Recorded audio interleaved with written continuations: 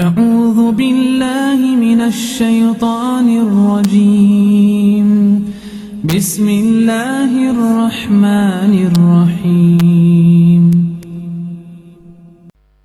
نحمده ونصلي على رسوله الكريم. أعوذ بالله من الشيطان الرجيم. بسم الله الرحمن الرحيم. هو الذي خلقكم من نفس واحدة وجعل منها زوجها ليسكن إليها فلما تغشاها حملت حملا خفيفا فمرت به فلما أثقلت دعوى الله ربهما لئن آتيتنا صالحا لنكونن من الشاكرين.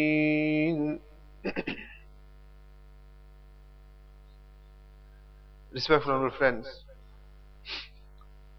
continuing with this same verse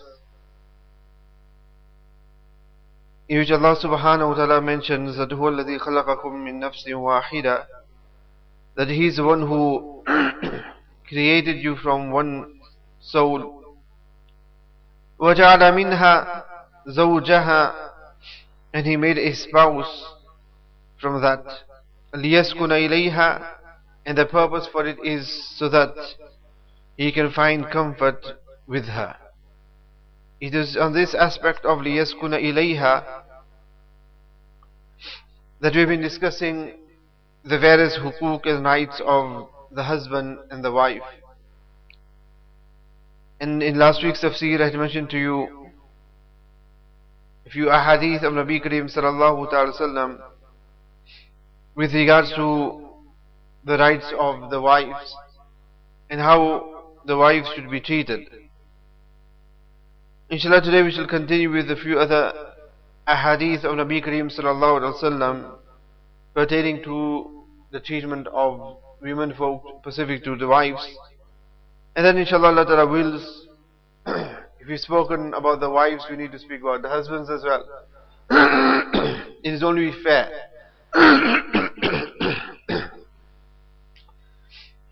And as I had mentioned to you with regards to the demand for equality, all the husbands will want equality and they'll want their rights as well. That, what about our rights? And now, as I mentioned to you, that how Nabi Kareem sallallahu alaihi wasallam in the various ahadith that we did in last week's tafsir, that from these ahadith and from the various ayahs of the Quran, the manner in which Allah subhanahu wa ta'ala has given women so many rights. And it is through Islam that their lives have become comfortable and pleasurable. But that is on condition that they themselves live according to how Allah subhanahu wa ta'ala wants them to live, and the men folk under whom these women are, and specifically the husbands, treat them correctly as well and treat them according to the teachings of Nabi Kareem sallallahu alaihi wasallam, the various ahadith that he has given as a mention to us. One prime example of how women were treated in the past, we can gauge from one hadith of Nabi Kareem sallallahu alaihi wasallam, in which Sayyidina Salma radiallahu ta'ala mentions that a woman, a mother, came to Nabi Kareem sallallahu alaihi wasallam mentioning that her daughter had become widowed, and she had requested and asked Nabi Kareem sallallahu alaihi wasallam that whilst in her waiting period, in her iddat, if she is allowed to utilize kohol, surma, or not. Nabi Kareem sallallahu alaihi wasallam had said no. She asked for a second or third time, and each time she asked, Nabi Kareem sallallahu alaihi wasallam declined and said no. And then Nabi Kareem sallallahu alaihi wasallam had said that her waiting period is 4 months and 10 days. And then Nabi Kareem sallallahu alaihi wasallam then mentioned to her that how this is better than, Nabi Kareem mentioned that in the Jahiliyyah you would be throwing until, your waiting period would be until you would be throwing the dung of camels. Until you would be throwing the dung of camels. This Nabi Kareem sallallahu alaihi wasallam was referring towards the trend during the days of Jahiliyyah and the iddat in the days of Jahiliyyah. That here where this mother was mentioning and requesting Nabi Karim Sallallahu with regards permission for the utilizing surma, and she had mentioned that her daughter had some ailment and illness or infection or something in her eyes by which she wanted to utilize this. Nabi Karim Sallallahu Alaihi Wasallam had prevented her from it. Because when a female is in iddat, and specifically the iddat of mutawaffa anha zawjaha, where a person, that woman who has lost her husband, a widow, Nabi Karim Sallallahu Alaihi Wasallam has prohibited that she beautifies herself during that period of time. So she does not use scented oil in her hair, she does not wear colorful and good forms of clothing, meaning where there is beautification. She does not utilize hijab, mendi, and these type of things. Here when Nabi Karim was requested with regards to surma, and Nabi Karim had declined. Now this is a different masala with regards to whether she is allowed to utilize surma for for treatment or not. The fuqaha unanimous that she can't utilize surma for any form of beautification, because beautification is not allowed. However, with regards to treatment, Imam Ahmad Rahmatullahi, from this hadith, he totally rejects it and says it's not permissible for her to utilize it at all. Imam Shafi Rahmatullahi is of the opinion that she can for the sake of medication, but she'll utilize it in the evening, in the night only. And in the morning she'll wash it off, so it won't be a form of zinat. Imam Abu Hanifa, Imam Malik Rahmatullahi, they have allowed it and made it permissible, whether it's day or night, on the basis of it being for treatment only. Here why Nabi Karim Sallallahu Alaihi Wasallam prevented, Allah Subhanahu wa Ta'ala knows, Allah Subhanahu wa Ta'ala have given Nabi some knowledge that maybe at this moment the excuse was made of it being an illness, but in reality it may be for the purpose of a zinat, or it may have been a form of surma that had fragrance in it. So for a specific reason Nabi Karim Sallallahu Alaihi Wasallam had prevented this individual at that time. But when here Nabi Karim Sallallahu Alaihi Wasallam was mentioning that if you find it difficult, then the iddat here in a waiting period is only 4 months and 10 days, compared to a custom of the Jahiliyyah which Nabi Karim Sallallahu Alaihi Wasallam just indicated towards. And what was the custom? That in days of Jahiliyyah, a woman who had lost her husband, her iddat would be for an entire year. For one whole year she would observe the iddat. And that too, not that she would stay in normal comfort and that in her home, but they would actually lock her away in a small tiny room. They would totally seclude her in a small tiny room. And that room would be totally closed off. And she would stay there for an entire year without meeting people. And in that entire year, in the same very room of hers, she would sleep there, she would eat there, she would fulfill whatever natural needs she has. All this thing, everything would be done in just that one room. And she would not be able to clean herself, be able to leave from that room. Everything just in that room. And then at the end of that 1 year, they would send a dog or an animal into that room. And then she would have to allow that animal to come close to her. And that animal then would come close to her, and due to her own physical stench and dirt and the filth in that room and that animal would not be able to tolerate the foul odor and the impurity in that room. So that animal would die. The animal would actually die from it. And if the animal would die, then they would praise that woman that she has spent her iddat correctly. That is the best iddat. So where the animal would die and not be able to withstand the stench and the filth that is there in that room, that would be observed as a good iddat, that she has spent her iddat correctly. And then after that, it is only after that, she would be allowed out of that room. The iddat is not over yet. And then should be placed on a donkey, and that too should be facing towards the tail of the donkey. And then they would give her a basket which would have the dung and the droppings of a camel. The droppings of a camel. And what she would do then is, one by one she would throw that dung out. And the kids in this way should roam through the village or the city, and the children would be making a mockery of her. And she would continue throwing one out. It is once she has completed and thrown all the dung out, it is on that it was then be destined that she has now completed her iddat. This is the type of iddat they had in the days of Jahiliyyah. And this is what Nabi Kareem sallallahu alaihi wasallam had indicated, that this is only 3-4 months and 10 days. Whereas prior, at the end of the year, you would be throwing this type of dung about. So this shows us and indicates to how women were treated in the days of Jahiliyyah. This was a custom amongst the Arabs.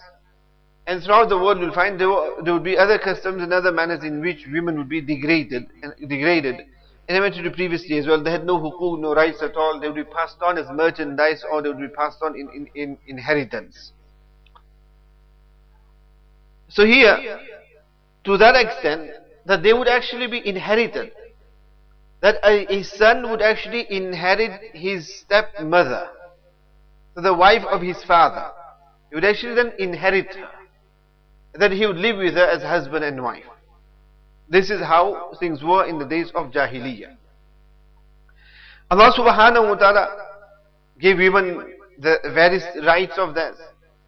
And when Allah subhanahu wa ta'ala gave them their rights, and Allah subhanahu wa ta'ala elevated them on a pedestal, and then Allah subhanahu wa ta'ala wants that they should be maintained on that. Now with regards to coming back to the main point that we're discussing here, is where Allah ta'ala mentions that لِيَسْكُنَ إِلَيْهَا, that there should be comfort between the husband and wife. This I was mentioning to you, that the method of there being comfort between a husband and wife is when the hukuk are fulfilled. The rights of the wife is fulfilled and the rights of the husband are fulfilled. When this takes place, then you'll find that there will be comfort between the husband and the wife. Now last week's episode mentioned to you various few ahadith with regards to the rights of women. Continuing with this in another hadith, which is regarding the Hajjatul Wida. And in the Hajjatul Wida, the final farewell sermon of Nabi Kareem sallallahu alaihi wasallam, in it Nabi Kareem sallallahu alaihi wasallam mentions various hukuk. And Amr bin Ahwas radiallahu ta'ala mentions that Nabi Kareem sallallahu alaihi wasallam began by hamd and sana, praising Allah subhanahu wa ta'ala, giving various nasiha and advice. And then Nabi Kareem sallallahu alaihi wasallam moved on to the various hukuk, the hukukul ibad. And in this process, Nabi Kareem sallallahu alaihi wasallam said to the Sahaba, "Ala wasawsu bin nisa'i khayra," that I bequest you and I command you with regards to good dealings with women. Bin nisa'i khayra, that you deal with women in a good manner. This is the verse that Nabi Kareem made, knowing that look, these people have just come out from the days of Jahiliyyah wherein women were ill-treated. Now specifically, knowing that after the demise of Nabi Kareem sallallahu alaihi wasallam, people may go back to the various customs of Jahiliyyah. People may go back to the mistreating and ill-treatment of women. So Nabi Kareem sallallahu alaihi wasallam specifically mentioned to the Sahaba radiallahu ta'ala, and that was not just for the Sahaba radiallahu ta'ala, but the entire Ummah till the day of Qiyamah. There was tawsu bin nisa'i khayra, that to deal with the women folk in a good manner. Why? Further in this hadith, Nabi Kareem sallallahu alaihi wasallam mentions some unique points. One is that he mentions that فَإِنَّمَا هُنَّ أَعْوَانٌ إِنْدَكُمْ. That's the first thing. فَإِنَّمَا هُنَّ أَعْوَانٌ إِنْدَكُمْ, that he mentions. So he says to the men folk that treat them well. Why? Because they are enslaved by you. They are enslaved by you. Meaning that now once they are in your marriage and they are in your home, now they are bound within that home. They cannot just leave that home on their own will.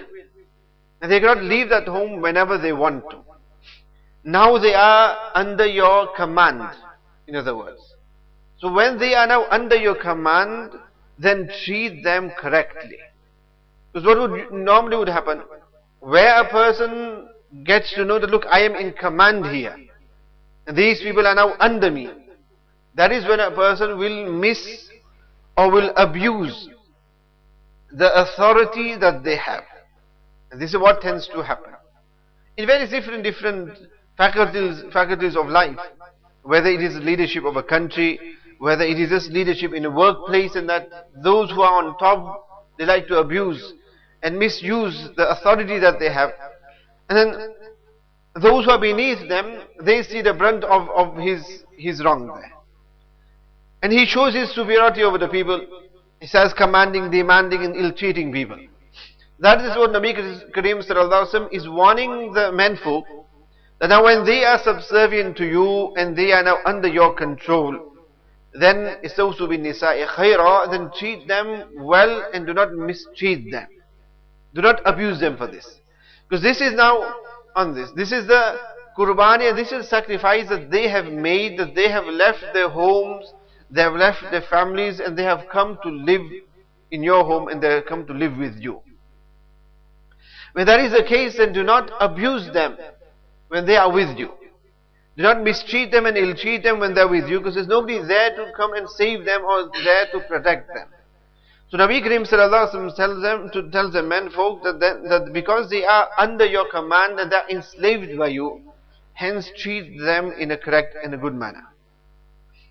Further in this same hadith, Nabi Kareem Sallallahu Alaihi Wasallam mentions a point. And usually when this point is mentioned, majority of menfolk do not like this, and they wish that this is not mentioned instead. And they prefer that the women are kept in the dark with regards to this. The Nabi Kareem Sallallahu Alaihi Wasallam, when he mentioned, look, they are enslaved to you. Those are all the rights that the Shariat has given you. And then Nabi Kareem Sallallahu Alaihi Wasallam mentions that وَلَيْسَ مِنْكُمْ مِنْهُنَّ شَيْئًا غَيْرَ ذَلِكَ وَلَيْسَ تَمْلِكُونَ مِنْهُنَّ شَيْئًا غَيْرَ ذَلِكَ. Nabi Kareem mentions that, and you do not possess anything else upon them besides this. Means that besides the fact of this right that you have enslaved them within your homes, that they do not have permission to leave your home without your permission. They cannot leave your home without your permission. This is all the rights that Allah subhanahu wa ta'ala deen has given the husband. That the wife cannot leave the home without husband's permission. And if the husband prevents and prohibits anybody entering into the home without his permission, she cannot allow anybody into the home, even her own relatives. If the husband prevents her from leaving the home and meeting her relatives as well, she is not allowed to leave the home, even if it means going to visit her parents. If the husband does not give her permission, she cannot step 1 foot outside the home without permission of the husband. And with regards to meeting her family, the husband can prevent her from going out to meet them, and he can prevent them from coming into the home to see them. But he cannot prevent her from talking to them.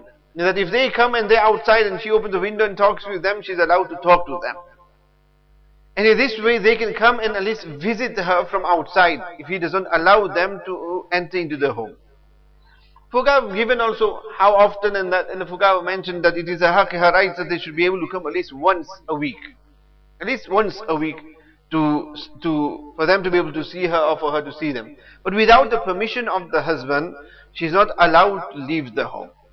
This is the authority Allah subhanahu wa ta'ala has given to the husbands. Further than that, Nabi Kareem Sallallahu Alaihi Wasallam mentions that وَغَيْرَ ذَلِكَ, besides this, these things, that لَا تَمْلِكُونَ مِنْهُنَّ شَيْئًا غَيْرَ ذَلِكَ, that you do not have any other hukuk or any other demands that you can make on her besides these things. Which means that when it comes towards, with regards to the household chores of the home, the cooking and these matters, according to the Shariat, the wife, it is not the duty of the wife. These are things which we expect. We all think naturally, no, this is the duty of the wife, that she has to cook for me and she has to feed me. But Shariat has not placed that injunction upon her at all. But rather it is a case of that there will be two types of wives. Now today's society may be different compared to then in the past. And that is, when a person gets married, there are two types of women. One will come from such a household wherein they have workers in that home. And the women folk themselves do not cook or do not do any housework. They have other workers who actually do the cooking for them in that household. That is one type of home. And the other is wherein the women folk do their own housework and they do their own cooking in that. For that the Fuqaha mentioned that the one who gets married to such a woman, who comes from such a home wherein they do not cook for themselves. So when he gets married to such a woman, then now because it is incumbent upon the husband that he sees towards their nafqa, and towards their food and their maintenance. So it is his duty to see towards her food. So it is then wajib upon him that if she is from a household, that he then provides food for her. So if she comes from such a home where they don't cook themselves, then she does not have to cook at all for the husband. Neither does she have to cook wujuban, no diyanatan or qaza'an, akhlaqan, shar'an, no injunctions of compulsion at all. Neither it is that it is between her and Allah that she should do it. Nor is it qaza'an that he can then complain to the qazi and the qazi can then command that no, you have to cook for the husband. No. Neither it is akhlaqan, neither it is shar'an. There is no wujub upon her at all that she has to cook for the husband. He has to just give her nafqa. And in that nafqa, if she says that, look, I want you that you get for me cooked food for me, then the Fuqaha mentions that he then needs to actually provide cooked food for her. Because she has come from a home wherein food was provided as cooked for her, so the husband needs to provide the same for her as well. Why this is? To show us that, look, when a person gets married, this is very, very important. When a person gets married, to see what type of background and household the woman comes from, the girl comes from. Because if she's come from a life or a home of privilege, where they are wearing good clothing, they're eating good food, and they have a good lifestyle, then after marriage, the husband should maintain such a lifestyle upon her. Because that is what she has been accustomed and used to. So only get married to her if you know that is something that you can provide for her. Unless she is somebody who says, no, I am willing to forego these things and I am willing to live a life of whatever condition you keep me in, if it means a life of poverty or a change of life, then that is up to her. But the husband that needs, because this is a big change in her. One who hasn't done any household work at all, and now she is demanded that she should do household work. Now obviously these are in days wherein there was a custom of either in the days of the Sahaba where there were slaves who actually did the work, or there will be places in the world, even now where there are actually workers who do various chores within the home. We don't have that in this country, but there are places in the world where they have such. So if she has come from such a home, then you don't expect that all of a sudden she is now going to become a housewife and start doing all these things when she hasn't been accustomed to these things. So you need to keep her in the same form of lifestyle of hers. Because for her it is a big qurbani, a big sacrifice for her, where she may be eating good food at her home, and now she comes to her husband's home and they are not eating so good food. They are wearing good clothing there and now she doesn't get the same. She has a lot of comfort there, but now she doesn't have that comfort. So it is a big change for her and a big sacrifice that she undertakes. The other woman is that who comes from such a home wherein they cook for themselves. There the duty of the husband is that he should provide for her utensils and cutlery and things that she needs to cook. And then she will cook for who? She will cook for herself. Where food was cooked for her, the husband would provide cooked food for her. Where they would cook themselves, the husband needs to provide cutlery for her. That is his duty. And then she will cook for who? For herself. With regards to the food for the husband and the children, that is his duty, that he organizes that and he sorts that out. This is the actual position in the Shariat. Now obviously men folk do not like it when this is mentioned. And then they're now scared and they fear that now we go home. And we go home today, or probably if you've already eaten, finished, it was probably the last home meal that we're going to have now. From tomorrow the wife is going to say, fair enough, now it's holiday for me, you're going to cook, you'll sort yourself, it's not an obligation upon me. And this is what does tend to happen. I mentioned last week with regards to the matter between a husband and wife. This is then what happens. When something like this happens, where there is maybe a different opinion between the husband and wife, then immediately the wife who is usually always cooking for the husband, now she said, no, it's not my duty to cook for you. So until she doesn't come round, she won't cook for the husband. So she'll stop, and now this is the time when all these masail and that she remembers. But the unique thing is, she'll remember this masala that is not her duty to cook for the husband, but she'll forget that masala that she's not allowed to leave the home without the permission of the husband. So that's when she's saying, no, I'm going to my mother's house. I'm going to my parents' house and you can't stop me. So there, she's transgressing. There she doesn't remember what the right is, her duty is that she can't leave that home even if he means going to her parents without the permission of the husband. But she remembers this masala that look, it's not my duty to cook for you. So this is how we play about with the Shariah. And this is why the Shariah has kept this equality. Look, just the way, this is not your right. And she can say this, but at the same time do not forget this, that you cannot leave the house of your husband without his permission.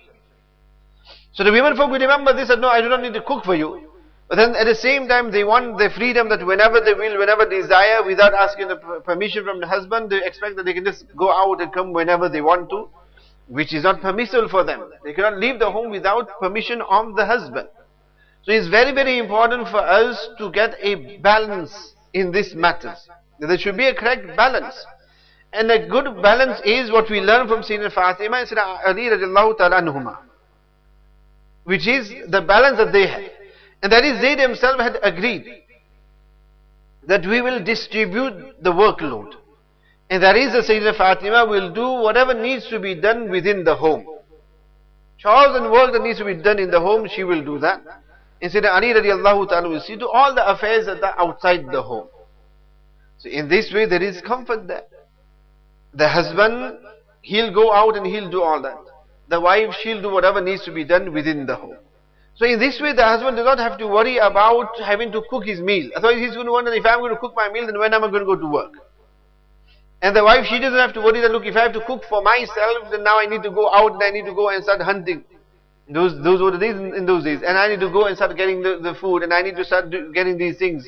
I need to start toiling in the outside world. So that is a responsibility that she would prefer, that is, she doesn't have to undertake. So in this way, the husband, he sees towards all the affairs outside, and the wife, she sees towards all the affairs within the home. And then that within the home would be with regards to the various household work, including that of cooking. If this is distributed in such a way, then there's going to be harmony in the home. Now if where she rejects cooking and she does not want to cook for the husband comes home and he's hungry and he's starving. Now when he comes home, he's had a hard day at work and he's hungry. So when he's hungry and he's tired, obviously and there's no food there, the more hungry he is, the more angry he's going to be as well. And then when he comes home and he's expecting there's food there, but there's no food for him there, then you can just imagine the situation and the atmosphere that's going to be created there within such a home. And these are things that are actually happening nowadays. And this is happening when people have forgone their various responsibilities and duties. That now what has happened is that both the male and the female both want to be doing everything outside. So the husband, he goes off to work in the morning, and the wife, she goes off to work in the morning as well. Now that woman who works a full day's job, she's going to be just as tired as the husband is. So when she comes home, she's not going to have time to cook. And when she still comes home and the husband comes, so they both walk in 5, 6 o'clock in the evening. When they both walk in 5, 6 o'clock in the evening, the husband, he's tired. The wife, she is tired, so just the way he flops onto the bed on the settee or so, she also flops and she also sits down on the chair. Now both are waiting, who's going to cook? Who's going to feed us? He's hungry, she's hungry as well. He's tired and she's tired as well. In this way now what happens is there's no food. Both are now angry and frustrated. Where he's frustrated, the wife is in no food. And she's frustrated and she said, I'm so tired and now I have to get up and now I need to get up and I need to start making the salad and I need to make the rotia and all these things. Now I have to get up and I have to start cooking this time when I am so tired in that. And in this way it'll take an hour or two just to freshen up and start cooking and that, and he's still there getting hungry. And in this way he'll eat so late. By which then you find all sorts of this friction will happen. Where she's going to work but he's not happy we're going to work. Because he knows there's no food. And there'll be even times wherein he comes home expecting there's going to be some food for him, but instead what he finds is that he'll find a sticky notepad on the microwave, that the food is in the microwave, warm it up or put it in the oven. And what is a ready-made meal, something just put there, that look, I'm in a meeting, I'm going to be late. The wife is saying, I'm going to be late. Don't wait up. Don't wait up for me. Here's your meal, warm it up, or just dial a takeaway. See, this way what happens is that the nizam, the system of the home is upturned.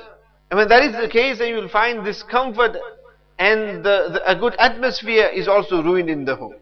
If the husband and wife maintain their responsibilities, they remain within their scope and what their duties are, then there'll always be comfort within the home. Everyone will be pleased and there'll be harmony in the home. So in this hadith, Nabi Karim sallallahu alaihi wasallam specifically mentions that look, they are enslaved to you, and when they are enslaved to you, this is a big qurbani that they have undertaken. That where they had their freedom, now they've enslaved themselves to you. So when that is the case, then treat them well, do not ill-treat them. And then the husbands are then also told that look, that is the only right that you have upon them in this manner with regards to this. That you cannot now force anything else upon them. You cannot force anything else upon them in this manner. Another very important aspect with regards to this hukuk, and another thing that we do not like to hear is that just the way it is not the duty of the wife that she has to cook for the husband. So when she doesn't have to do these things for the husband, then she does not need to do any of these things for her in-laws.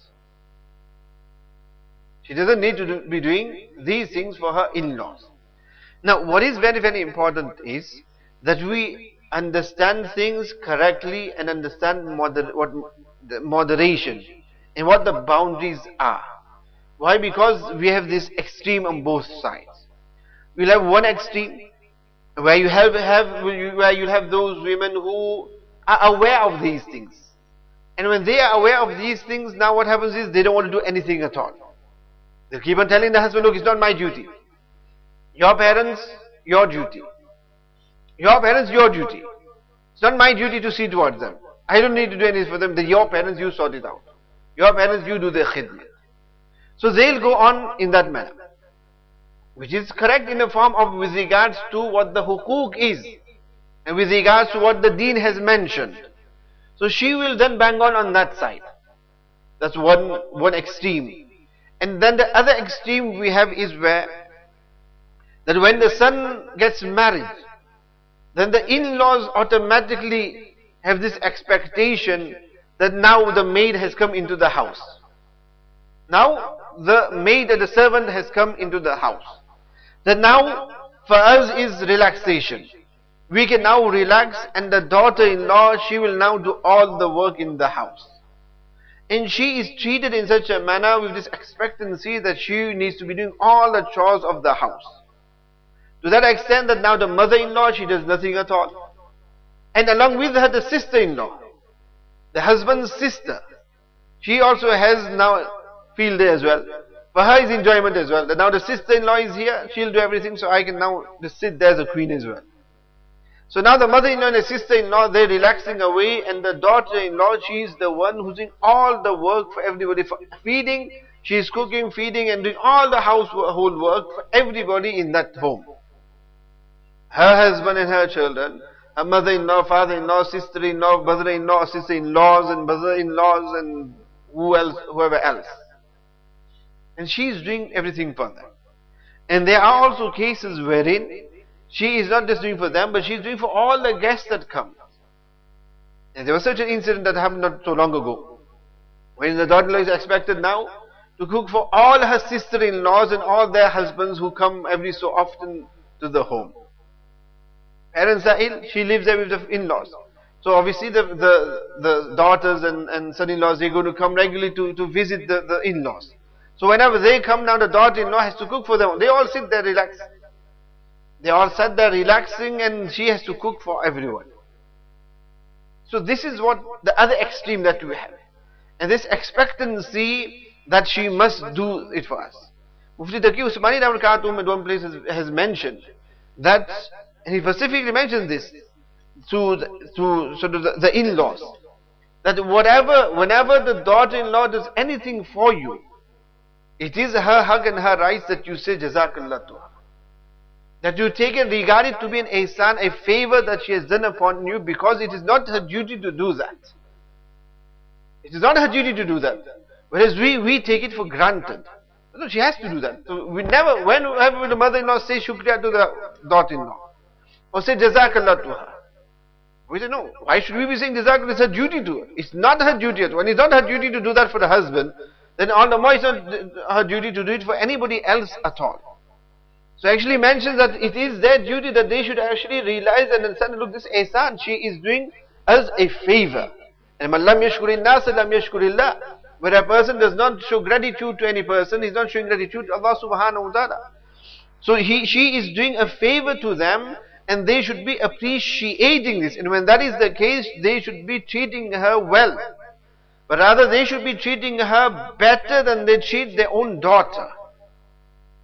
Better than they treat their own daughter.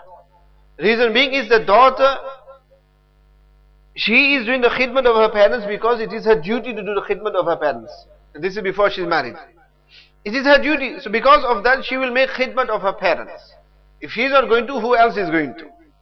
So she is doing it for that reason. Here it's not her duty, then too she is doing it, so they should appreciate that more, and hence treat her better than they treat their own daughter.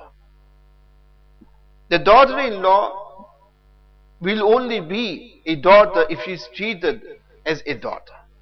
If she is treated as a daughter-in-law, then she will always remain as a daughter-in-law. That bahu will remain a bahu. Because you're not treating her as a beti, you're treating her as a bahu. And this is what happens. And this is something we have in our society, where we have this in our mind that automatically and naturally, that look, she is now going to be the slave in the house. And she is there, and her job is solely what? For her to take over and do all the work in the home. So she from morning to evening is doing the khidmat of every person. And then she is obviously ill-treated as well. She does something incorrectly, she's abused for that. She's sworn at because she's doing things incorrectly. Or she may not have done something correctly, again for that she's gone, and then she is ill-treated on the basis of these things. She is demanded, she commanded, all these things are happening in our homes. And it is because of this there is friction. There is then friction within the home. It is for that reason that Hakim al-Mathani rahmatullahi alayhi specifically mentions that when the children get married, then they should live separate from the parents. So that in this way there can be love in the family. So that they are separate, but then they can live in harmony. Whereas if they are going to be together, this is when the friction occurs. But why this friction occurs is when, again, there isn't this understanding between people. Where there is this understanding, then by all means they live together, they can live in harmony. Where the mother-in-law understands and realizes that my daughter-in-law is doing a favor for me.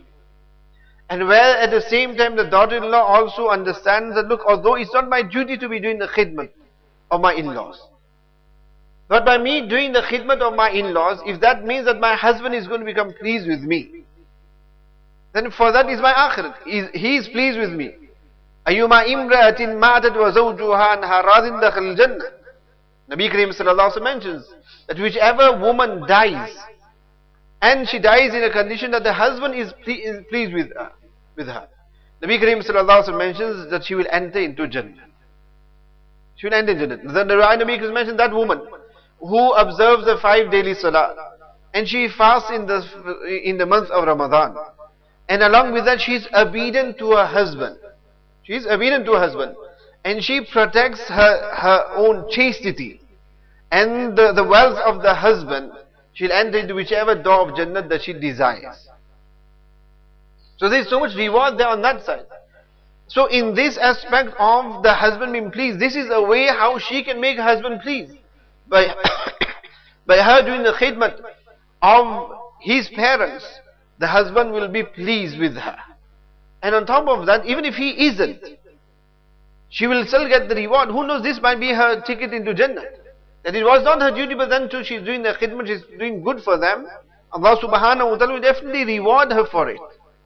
But where you find, and this is something for the husbands as well, that where the wife is doing for her in-laws, meaning the husband's parents, the husband should appreciate his wife even more, knowing that she has relieved him of his duty.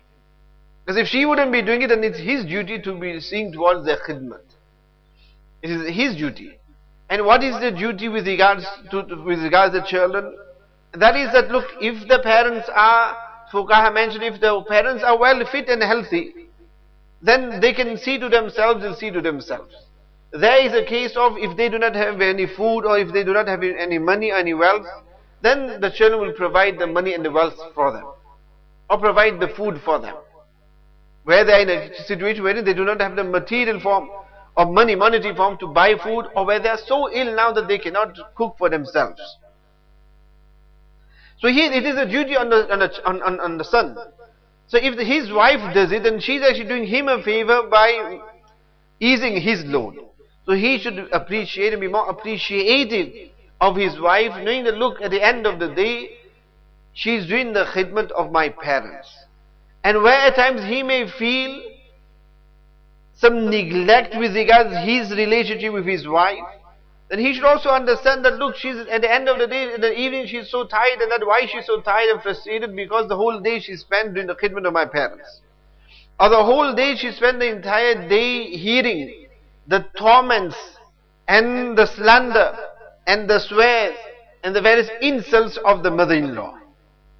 She's bearing this, she's putting up with all of this. And she's putting up with all of these things just to remain with the husband in his home. So this is a major qurbani that she is undertaking. And those mother-in-laws who do fire all these insults and slander on the daughter-in-laws, for a moment they should also think that they have daughters as well. And their daughters are also going to become daughter-in-laws. And that's the way she is somebody's daughter, you have a daughter as well. And that's the way you would dislike that your daughter is treated in such a manner. Why treat somebody else's daughter in such a manner as well? That's the way you dislike that somebody insults your daughter, then why would you want to insult another person's daughter? Once they understand this, then they will, from their side, they will treat their daughter-in-law as daughters. And then there's no reason why the daughters won't treat them in a good manner as well. It's a case of getting the right balance with regards to these matters, and where there is the right balance, then you find everybody is going to live in peace and harmony. But where is the case is the mother-in-law, she wants to relax as well. She wants everything to be done for her, but at the same time she wants to have the upper hand as well. She wants to have control as well, but at the same time she wants everything done for her. It doesn't work that way. Because in that way, that's what's going to happen is everybody is different. Your daughter, your own daughter is different, because your own daughter, you have taught her how to do things. She has learned how to do things, how her mother has taught her to do it, and how her mother wants her to do it, so she will do it that way. The daughter-in-law, she has been taught how her mother may have showed her. So when she comes to a new home, she doesn't know what to expect here. You cannot expect that she's going to know exactly what you want and she's going to start doing things how you want it. And many a times a mother-in-law does not even teach the daughter-in-law. She's not willing to teach the daughter-in-law, but she's just expecting that the daughter-in-law automatically should know what the mother-in-law expects. And she should be doing things how the mother-in-law wants things to be done. Whereas the mother-in-law hasn't even taken the time out to teach her. Never mind, my daughter-in-law does not know how to cook, let me teach her how to cook. She doesn't know how to do various household work, let me teach her how to do household work. She doesn't know how to judge with regards to matters of food, how much to use, how much not to use, and what is good and what is bad and these things. So she doesn't know these things, and let me teach those things to her. She won't undertake that, but she'll expect everything to be done. She wants her daughter-in-law to take over the home, but at the same time she wants things to be done her way. So in this way she's not allowing her to do it, and if something is done incorrectly, then you find that the mother-in-law dislikes it. It can't work in such a manner. That is when there won't remain any harmony in the home. So it's very important to get the correct balance there. To get the correct balance there. And at the same time, the daughter-in-law, from her side where she is doing such khidmat, since she is doing this khidmat, then she should also attempt that let me try and do it in such a manner that my mother-in-law is also pleased with me, she is pleased with me, then you find the husband will be pleased with me. Because this is when the tug of war begins. Where on one side there is a pull of the wife and the other side then is the pull of the mother. where the wife is saying, has her complaints, and then the mother has her complaints. This is where the tug of war then occurs. Why? Because again, people don't let go. Understand what their rights are. Understand and have this moderation in these duties and relationships. When that is the case, then you'll find there will be turmoil. When people understand, and where the reason this understanding in the home, that's where Hazrat Tanwir mentions that they should rather live separate. They are left separate, or he says that if you are in one same home, then have different kitchens. Because that is the markaz, and that is the place of fitna. Just the way the fire burns on the chula, the fire burns on the cooker, in the same way that is where the fire burns in the home, from that same very place. So this is what Nabi Kareem Sallallahu Alaihi Wasallam has mentioned. So very, very important. And again I'll iterate. Look, whatever you've heard, get the right balance. Don't just take one side.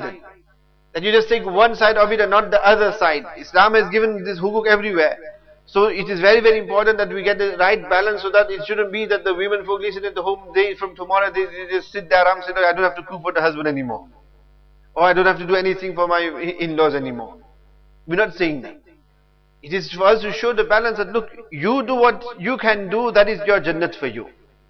And on the other side, the in-laws, you understand that, look, she is not your slave, you have not got your son married to her that she will do your khidmat. Do not have that expectancy from her. So whatever she does do for you, regard that to be an ihsan, regard that to be a favor, regard that to her doing something good for you. When that is the case, then appreciate and show appreciation for that. When everybody then sees to these matters, then there is going to be this harmony within the home. Very, very important that we understand and get the right balance with regards to these types of things. This is one hadith. And further on, because I want to finish the side of the women so that we can go on to the husbands. The husbands are eagerly waiting. About my rights, and we want my rights as well. The women they're getting all pleased hearing their things, and what about us? In the hadith has mentioned there's many, we can't go on mentioning all the hadiths. There's just few hadiths that are important aspects which affect our lives. In another hadith, Nabi Kareem Sallallahu Alaihi Wasallam was asked that what is the rights of the husband upon the wife. So what is it that the husbands need to provide or do for the husbands? Nabi Kareem Sallallahu Alaihi Wasallam in this riwayat mentions that when you eat, then when you feed yourself, feed them as well. So that when you eat, feed them as well. When you clothe yourself, then clothe them as well. What Nabi Kareem Sallallahu Alaihi Wasallam mentions. So that provide food. Either case of you cook and give it to her, or you give her the food and she cooks it herself. Whichever, but not that you just eat yourself and she doesn't eat. When you eat, you feed her as well. This is very, very important in our times as well. Because we have this trend where many husbands, after marriage, they'll go off, and so often they just go off with their mates and they're eating out. You find it a very common thing. Friends go out and they're eating in this restaurant, that restaurant, this takeaway, that takeaway. They always, whenever they're out, they're eating out. And the wife, she's left at home with whatever leftovers there is at home. This is wrong. When Nabi Kareem mentions that when you eat, feed her as well. So if you want to eat outside, then bring something back for her as well. If you are going to eat outside, because you're having good food outside, ready-made takeaways and all these things, and she's left at home to cook for herself and her children, and they're having whatever is in the home. So just when you have a desire of eating good food, she has a desire of eating good food as well. So Nabi Kareem Sallallahu Alaihi Wasallam, if you're going to eat and you feed yourself, then feed them as well. And as it is, this trend that we have is not a good trend anyway. Because after marriage, the husband's best friend and his family is there, his immediate family, his wife and children, that is his family. They are the ones that he should be with. He should be spending his time with them. He should be eating with them. He should be eating with them, feeding them. That's how the home is meant to be. Not the husband, and this is something which creates a lot of friction between husband and wife, or creates a divide between husband and wife, separation between husband and wife, and that is the husband, he lives his own life, and the wife, she lives her own life with her children. So he does his own stuff and he lives his own life, and the wife, she's got her own life and whatever she does. Where many a times the husband doesn't have a clue what is happening in the home with regards to the wife and children. And the wife has no clue at all with regards to the husband. She won't even know what time he'll come home from work today. She doesn't even know where he's gone, who he's with, when will he back. Why? Because she has no right. The husband has made it such that you've got no right to ask me these things. The husband, he leaves the home. He doesn't need to take permission from the wife. Although you might have some cases when some husbands will say, no, our cases we have to take permission. We can't leave the home without permission. But in the case of the husband, he doesn't need permission from the wife when he goes out. But at the same time, it's not a case that because of that he just tells the wife, oh, I'm going out. And we said she has no rights to even ask where you're going, who you're going with, where you're going to be, who you're going to be with, when you're going to be back. The mahal is made such that it is as if she cannot ask. And if she asks, who are you asking me that? What's it to do with you who I'm with? It's none of your business who I'm with. Whereas these things are wrong. Wrong in the sense that yes, okay, you don't need permission from her. But if you're going to live together, then this is a way how you're going to live together. Where the wife knows where the husband is. She knows where he's gone to. She knows how long he's going to be. She knows when he's going to return.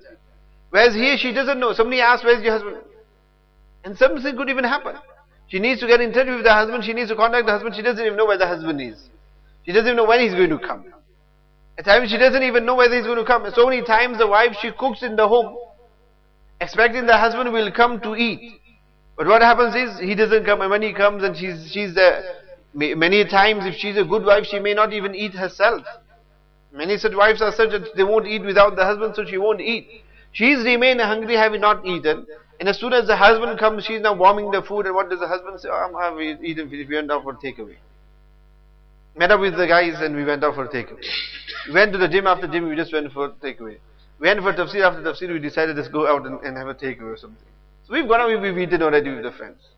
And that poor soul, she's remained hungry, waiting for you that when he comes, we'll eat together. She hasn't eaten at all. And at the same time, she's not even aware, is he going to eat, is he not going to? He doesn't even, in such times he can text all his friends that are you available or not? We're going here, we're going there, are you free or not? He can text everybody else to alert them that we're going out, are you free or not? But he can't even send one text home to say that, look, I'm not eating at home. You carry on. As I mentioned to you, this trend is not a good one anyway. There's different matter that there is specifically a dawat somewhere and a person has gone for, so like you have many masjids, there's a program in a masjid and the men folk eat in the masjid. That is a different case there. Different case where there is a specific dawat or something. But this is where it becomes a habit. Where the friends just go out and they just go out and keep on eating on their own.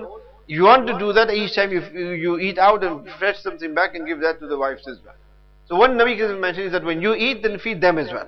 When you clothe yourself, then clothe them as well. So not that the husband, he can spend on himself. So when he wants a new coat for winter, he'll buy the most expensive and the warmest and good coat that he wants. But when the wife wants, then he says to her, go to second-hand market. Go buy something used. Now I haven't got so much money at the moment. Too many bills to pay. I haven't got my wages yet. There's so many excuses that he's making for her, but then when in regards to himself, there he's got the money to buy the most expensive clothing. The most designer wear or the most expensive shoes or this, that for himself he can spend, but for his wife he cannot spend. That shouldn't be the case. And then Nabi Karim Sallallahu Alaihi Wasallam mentions from the hukuk is, Nabi mentions, and do not hit her on the face. Do not hit her on the face. Islam in Shariat has mentioned various hukuk with regards to permission, when it's allowed to hit, how much to allow to hit, when it's allowed to hit in its place. We'll leave that for now. Because you don't want then guys misusing that totally. And then things will happen. Like we find during the time of the Sahaba radiallahu ta'ala, Nabi Karim sallallahu alayhi wa sallam has prevented the Sahaba radiallahu ta'ala from hitting the wives. Then said Umar radiallahu ta'ala came and said, Zirna, that the women, they have become now a bit too brave. That now we stop hitting them, they become a bit too brave and dominant upon us. So Nabi Karim sallallahu alayhi wa sallam then allowed the Sahaba, okay, fair enough, where there is a need, then you can hit them. And then Nabi Karim sallallahu alayhi wa sallam mentioned that the women, they keep on tafa, they kept on coming to the Azwaj Mutahara complaining about their husbands. That's what Nabi Karim sallallahu alayhi wa sallam mentioned, that the best of you are those who do not hit the wives. And when Nabi Karim sallallahu alayhi wa sallam mentioned in the hadith, that how can it be Nabi Karim mentioned that you hit your wives like you hit your slaves. And then, فَيُجَامِعَهَا فِي اللَّيْلِ, that then in the evening you go and you want to cohabit with them. In a few different hadiths, different words, Nabi Karim mentioned this, that you beat them like slaves during the day. And then at night when you have a need, then you're going to go close to them. In the day you beat them up, and now when you wanted them, you go close to them. And Nabi mentioned this, that do not hit them. Because you do not know, maybe you might have a need for them in the evening. So this is what Nabi Karim Sallallahu Alaihi Wasallam has mentioned. And where the shir in the Quran has, is when إِلَّا يَأْتِينَ بِفَاحِشَةٍ مُبَيِّنَةٍ, when they come with open transgression and open disobedience to the husband in that. In those circumstances there is that permissibility, but that to get a mubarrijin without leaving any scars and marks. That just shows that that is just a light scorn, light hit. That is all that it is. That it is such that it does not leave any scars or marks. This is the had, this is the limit that the Shariat has given. Not that you beat up red and blue and bruises all over the place and that, and on the face, good few slaps on the face and that, give her a blue eye and that. This is what Shariat, where it has allowed, has said, but in such a way that there is no marks left on her. And that too when she comes with such open transgression, where there is no other way of dealing with it but this. Besides that, there is no permissibility in it. So Nabi Karim mentions, do not hit them on the face. And then he mentions, and do not insult them. What he says, do not insult them. Meaning that, look, for a woman, her nature, her beauty, this is something that she feels a lot about. So here Nabi Karim mentions, do not insult her. Meaning that do not make past comments that are going to hurt her. Do not pass comments that are going to hurt her. And she is dressed up for the husband, and then you look at her, something bad, derogatory towards her. Do not insult her. This is what Nabi Karim mentioned. Do not say things which are derogatory to her. Because that then it has an effect on her, and that breaks her heart. And when you're going to break her heart, then she'll never be yours. So that is what Nabi Karim Sallallahu Alaihi Wasallam mentions, that do not insult her in such a manner. But rather the Shariat that Nabi Karim Sallallahu mentions that, look, even here, if you lie for her, it won't be a lie. She's dressed up and she's asking you, how do I look? And you know exactly how she looks, but you say, no, you look very beautiful. You're the most beautiful woman in the world. And she may not be that. But there where you've said that to please her, Nabi Karim Sallallahu Alaihi Wasallam mentions that won't be a lie. But rather if she becomes pleased with that, you'll get the reward for that. She's asking you that, how's my size and how's my figure and that. And you say, no, oh, you're overweight, you're obese, this, that kind of thing. You're going to hurt her. And then you say, no, fine, don't worry about anything. You don't need to go on a diet. Fine as it is. In this way, even it may not be the reality, but she's pleased with that, you make her happy with that, then, she'll be pleased with that, you'll get the reward for that. Now that doesn't also mean that the wife then now thinks that whenever the husband is praising her, that he's just making it up. He might be genuine and he might be honest as well. It's not that always you think, no, he's just making it up now. He's just saying it to please me. That is it. And the last Nabi Karim mentioned in this specific hadith is that do not separate from the home. Where the Shariat has given these stages of reprimanding their wife, or where there is that of hitting, and then Allah also mentions with regards to separating, sleeping separately from the wives. When it comes to sleeping separately from them, the Shariat mentions the separation in sleeping quarters only. Not that they leave the home. Where the Nabi mentioned that if you separate from them, do not separate homes, do not separate from the house. That if he comes to such that the wife is so disobedient that she's not listening to the husband, now to show his displeasure, he may sleep away from her and not sleep with her in the same room or same bed. Then that means that he separates from her within the same home. Now this trend we have about child separation. Or is a case of, no, you go to your mom's house. He kicks her out or she'll kick him. And in this country, he gets kicked out. He gets kicked out. No, get out from here. You go to your mom's, you go to your mother's. Or it's better that we have a bit of separation till we calm down and we sort things out to separate. Shariat hasn't said that. Shariat says if you separate, then separate only in your sleeping quarters alone. But still remain within the home. There are more chances of getting together if you're going to remain together. If you're going to separate and become separate, then that is not going to help. So then she might feel, yeah, oh, I've got a bit of space here. She might start liking that space instead. Then she may not want to get together. The husband, he goes off and he might find himself, okay, I've got a bit of freedom myself. Or whilst they are separated, they might get involved in some form of other fitna as well, which will just make matters worse.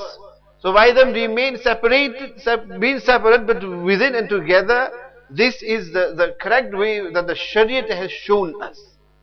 And not that what we assume and what we think that is best to do is that, we leave and we separate in that.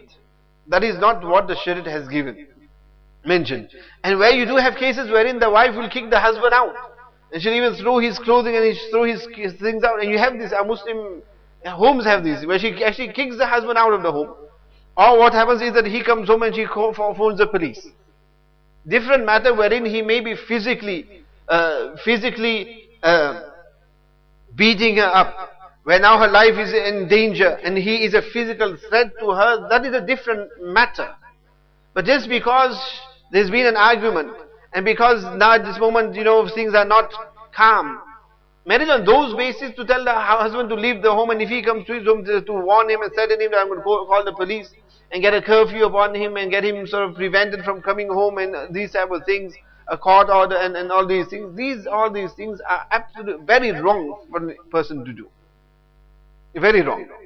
So you'll find wherever Allah SWT mentioned with regards the reward of women in Jannat, and that is on the obedience of the husband. Over and over, Nabi Kareem sallallahu alaihi wasallam, and I'll mention this obviously in those hadiths with regards to the husband, of I.T.A of the husband, and that her duty is that she looks after her own chastity and the wealth of the husband. Why? Because his wealth is going to be in the home, he's going to be out of the home. So now that she herself takes his stuff and throws that outside, she's doing absolutely contrary to what the Shariat has commanded her to do.